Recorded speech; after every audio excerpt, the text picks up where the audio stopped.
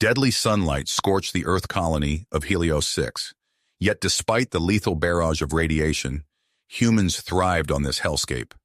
Desperate to discover humans' apparent invincibility to solar radiation, the Galactic Council convened an emergency meeting light years away.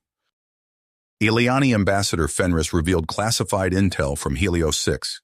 Humans had engineered revolutionary biotech, granting immunity to deadly stellar radiation. The human scientist Gabriel Lewis had unlocked the secret to surviving the star's unfiltered fury. With a savage war raging across the stars, the Galactic Council craved this game-changing power. But Helios 6 was a fortress. Its paranoid human inhabitants shunned all contact, hoarding their secrets behind blast doors and gun turrets. Undeterred, the Council voted to dispatch an elite infiltration team to breach the colony, steal the human biotech, and secure humanity's miracle by force. Fenris adjourned the meeting and contacted his shadowy Ileani handler, the Broker. The Council wanted the biotech to win their war. Fenris schemed to ensure it would make his species the galaxy's apex power, at any price. On Helios 6, Gabriel Lewis wiped sweat and grime from his brow, staring into the scorching sky. Soon the wrath of 1,000 suns would rain down on his endangered colony, and only his radical science could save them. But deadlier threats than radiation were already hurtling across space towards the embattled outpost, where the future of humanity would be decided. As the Galactic Council's infiltration team slipped unnoticed into the gritty underbelly of Helios 6, Zane quickly realized that this frontier colony was a far cry from the gleaming spires and orderly streets of Valyria. Here the strong preyed upon the weak with impunity, and trust was a scarce commodity. Zane's team fanned out through the colony's ramshackle settlements, posing as traders hawking black market goods. They kept their ears to the ground, listening for whispers of the revolutionary biotech that had drawn them to this unforgiving rock. But the humans of Helios 6 guarded their secrets jealously. Suspicious eyes followed the newcomer's every move, and Zane felt the weight of hostile stares boring into his back. He ducked into a dimly lit alleyway, seeking a moment's respite from the oppressive scrutiny. Suddenly, shadows detached from the walls and surrounded him, a gang of human thugs armed to the teeth. "You picked the wrong alley, off-worlder," snarled the leader, a hulking brute with a tangle of scars across his face. Zane's hand drifted toward his concealed blaster, but he knew he was outnumbered and outgunned. He raised his empty hands slowly. "No trouble here," he said, keeping his voice steady. "Just passing through." The gang leader spat on the ground. "Off-worlders only come here for one thing. You're after the secret, aren't you? The thing that makes us hard to kill." Zane remained silent, his mind racing. The gang closed in, brandishing weapons. At that moment, a piercing alarm split the air, echoing from the direction of the research lab. The thugs hesitated, glancing at each other uncertainly. Zion seized his chance. He lashed out with a lightning-fast kick, sending the nearest attacker crashing into the others. In the confusion, he sprinted from the alley, disappearing into the labyrinthine warren of the colony's slums. He emerged in a crowded marketplace and activated his comm. "Lyrex, report." The Ileani hacker's voice crackled over the link, infused with static. "I got into the lab systems, but I was detected. Had to bail with only partial data." Zane cursed under his breath. "Scrub the mission. We need to regroup." As he made his way back to the safe house, Zane's thoughts raced. The gang leader's words echoed in his mind. The colonists knew why the Council had come to Helios 6, and they would be on high alert now. Gabriel Lewis's enraged voice boomed from the public address system, vowing retribution for the intrusion into his lab. The colony was a powder keg ready to blow, and Zane's team had just lit the fuse. Back at the safe house, Lyrex pored over the fragmentary data he had managed to extract from the lab. "This is big, Zane," he said, his eyes widening. "Bioengineering on a level I've never seen. Lewis is playing God." Zane leaned over Lyrex's shoulder, studying the incomprehensible jumble of scientific jargon on the screen. "We need to get closer to Lewis, find out exactly what he's done to these people." His security chief, Asha Singh, said Lyrex, pulling up a personnel file. Ex-military, tough as nails, but she might be our way in. Zane nodded grimly. Then let's get to work. On the outskirts of the colony, the mood was tense as a squad of armed colonists watched an unmarked shuttle touch down in a cloud of red dust. As the hatch opened, they raised their weapons, ready for trouble. But the man who emerged was no stranger. Hadrian Voss, scourge of a dozen worlds, fixed them with a cold stare as he strode down the ramp. The colonists lowered their guns, suddenly uncertain. The council has eyes everywhere, Voss growled. Even here, but they won't be staying long. As he stalked towards the heart of the colony, an unspoken message crackled through the dry Helios 6 air. Whatever secrets this frontier outpost held, they would be protected at any cost, and God help anyone who tried to stand in the way. Zane's team huddled in their safe house, reviewing their next move. The colony's paranoia and Voss's presence had complicated their mission, but Zane saw an opportunity in Lewis's security chief. Asha Singh, Zane said, tapping the woman's image on the holo display. Our way in. Lyrex raised an eyebrow. She's ex-military. Won't be easy to fool. We're not going to fool her, Zane replied, a plan forming. We're going to save her life. Days later, Asha Singh strode through the marketplace, her eyes constantly scanning for threats. A glint of metal caught her attention. A sniper on a nearby rooftop. Before she could react, a blast erupted nearby, showering her with debris. Chaos erupted, colonists scattered, screaming. Through the confusion, Zane appeared, tackling Asha to the ground as another shot whizzed overhead. Stay down, he shouted, returning fire with his concealed weapon. Asha's training kicked in. She drew her own gun, providing covering fire as they scrambled to safety. Once clear, she rounded on Zane. Who the hell are you? She demanded. Zane holstered his weapon. Someone who just saved your life. Those weren't colonists, council assassins. Asha's eyes narrowed. Prove it. Zane produced a data pad with fabricated intel. They're after Lewis. You need to get me to him. Now. Asha hesitated, then nodded curtly. Follow me, but I've got my eye on you. In Lewis's lab, tension crackled between the scientist and Zane. Lewis paced, his eyes never leaving the stranger. Why should I trust you? Lewis demanded. Zane met his gaze steadily. Because the council is coming for you, Doctor, and I'm your best chance of stopping them. Lewis's shoulders sagged. He gestured to a chair. Tell me everything. As Zane spun his tale, Voss prowled the colony's outskirts.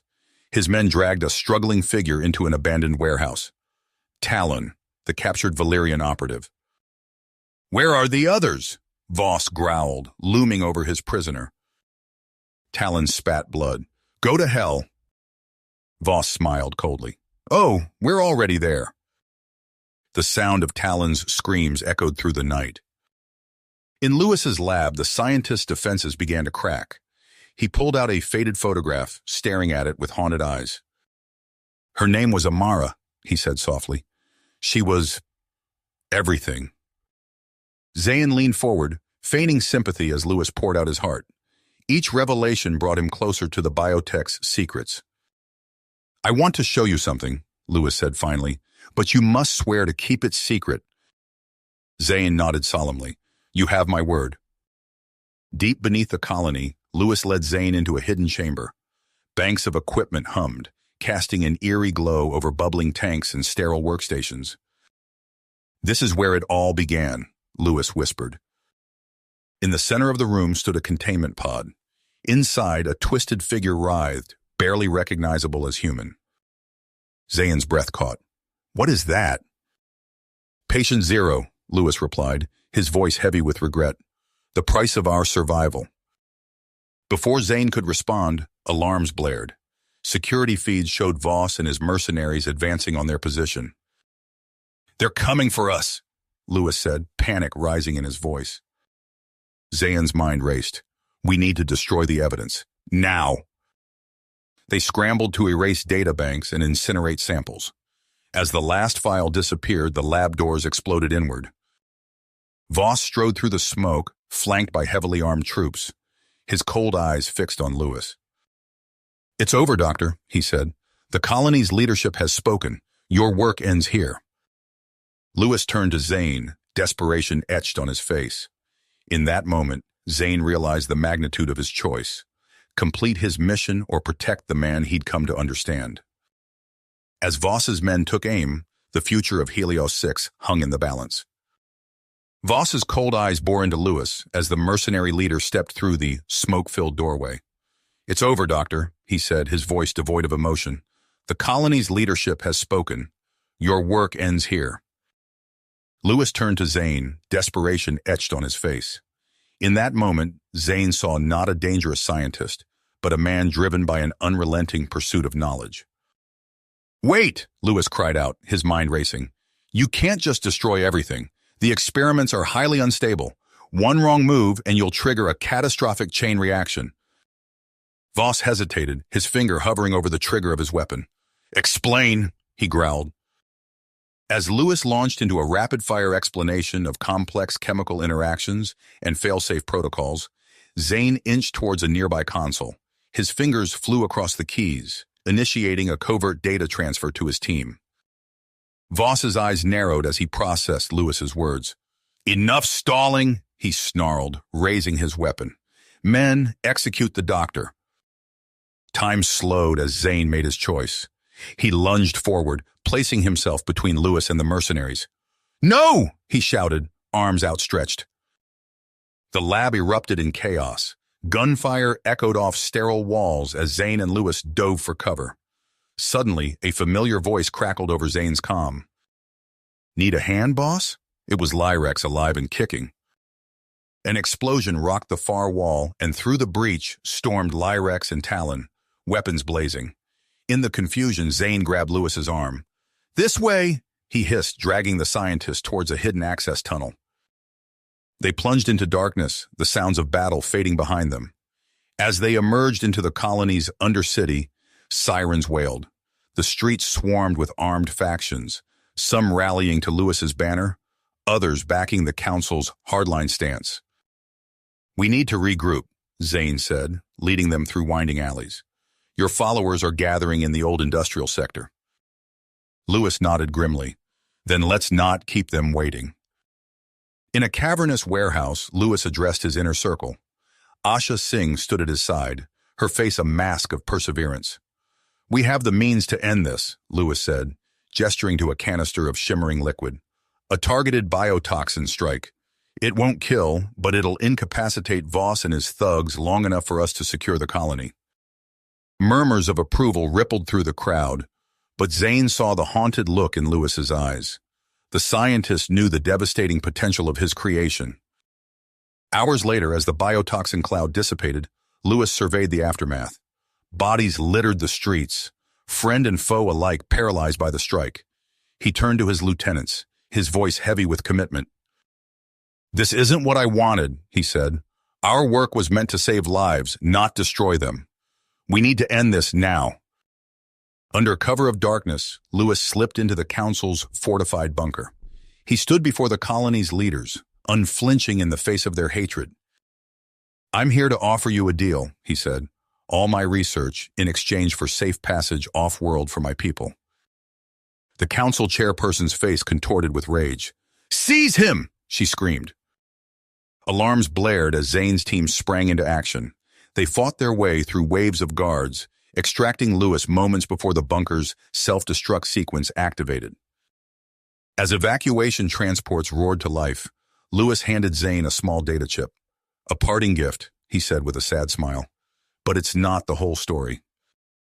Lewis's eyes gleamed with a mix of triumph and sorrow. "I've become the living embodiment of my work," he whispered. "The research is part of me now, encoded in my very DNA." The transports lifted off, leaving behind a crumbling colony and countless unanswered questions. As Helios 6 receded into the distance, Zane contemplated the weight of Lewis's revelation. The scientist had preserved his life's work, but at what cost? And what would it mean for the future of humanity? The Galactic Council's grand scheme lay in ruins, Yet a far greater conflict loomed on the horizon. The race for humanity's ultimate evolution had only just begun. The freighter's engines hummed softly as it drifted through the inky void of space. Inside the cramped quarters, Gabriel Lewis hunched over a battered datapad, his weathered fingers tracing lines of fragmented code. The dim light cast deep shadows across his face, etching every line and wrinkle earned over years of exile. A sudden beat broke his concentration. Lewis tapped the screen, decrypting the incoming transmission with practiced ease. Asha Singh's face materialized, her expression grim. "Gabriel, we have a problem," she said, her voice tight. "Zane's reconstructed parts of the Helios 6 data. He knows about the genetic encoding." Lewis's breath caught in his throat. "How much does he know?" "Enough to be dangerous. His agents are en route to your position. You need to move now." Before Lewis could respond, a shrill alarm pierced the air. The freighter shuddered violently, metal groaning as something breached the outer hull. "They're already here," Lewis whispered, his mind racing. He snatched up the data pad and a small bag of essentials, then sprinted for the corridor. The ship's cramped passageways echoed with the pounding of boots and shouted orders. Lewis ducked into a maintenance shaft just as a squad of heavily armed operatives stormed past. Their leader's face was a mask of cruel drive, scarred and twisted by old wounds. "Hadrian Voss." "Find him!" Voss roared, his cybernetic arm whirring as he gestured down the corridor. "I want Lewis alive!" Lewis scrambled through the bowels of the ship, his enhanced senses alerting him to every creak and footfall. He emerged onto the engineering deck, only to find himself face to face with a pair of Voss's men. Without hesitation, Lewis lunged forward. His movements were a blur, decades of cellular optimization granting him speed and strength that belied his age. In seconds, both attackers lay unconscious at his feet. "Not bad for an old man," he muttered, snatching up a fallen weapon. The chase continued through the freighter's labyrinthine interior. Lewis used every trick and enhancement at his disposal, staying one step ahead of his pursuers. But Voss's forces were relentless, closing in from all sides.